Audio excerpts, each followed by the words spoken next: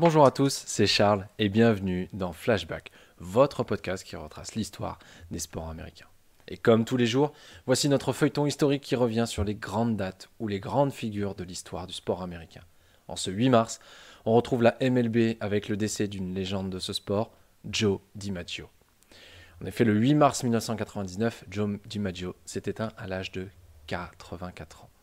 C'était une figure emblématique des Yankees. Né en 1914, Joe DiMaggio fera ses débuts en 1936 en MLB en étant placé juste devant Lou Gehrig dans l'alignement de la franchise. Immédiatement, son impact sur l'équipe se fera sentir.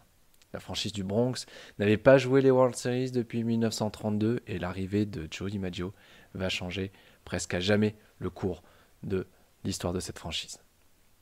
Dès sa saison rookie, il établit le record de home run pour une saison rookie avec 29 unités. Ce record tiendra pendant 81 ans avant qu'un certain Aaron Judge ne le dépasse largement avec 52 unités lors de la saison 2017.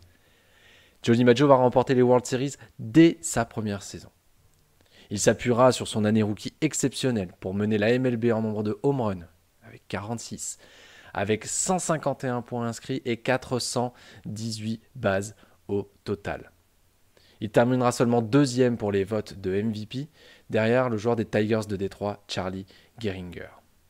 En 1939, Joe DiMaggio va acquérir le surnom de Yankee Clipper, en référence à sa vitesse et à sa couverture du champ extérieur.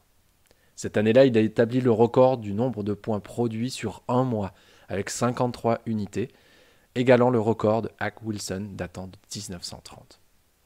En 1941, il établira sans doute l'un des records les plus durs à battre, avec 56 matchs consécutifs avec au moins un coup sûr.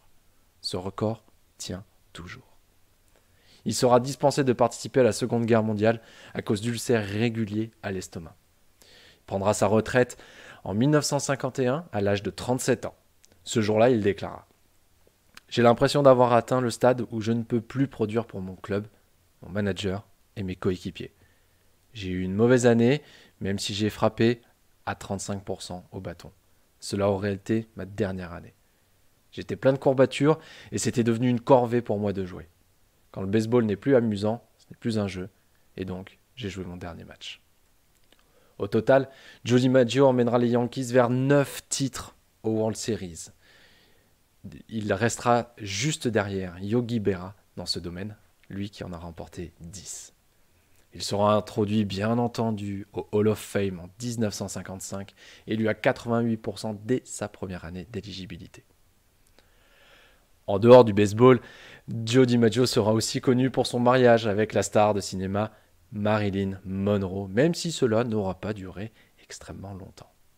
Gros fumeur, il développera un cancer du poumon qu'il fera opérer en 1998 avant finalement de s'éteindre à son domicile le 8 mars 1999. J'espère que cet épisode vous a plu et on se retrouve dès demain pour un nouveau morceau d'histoire des sports américains.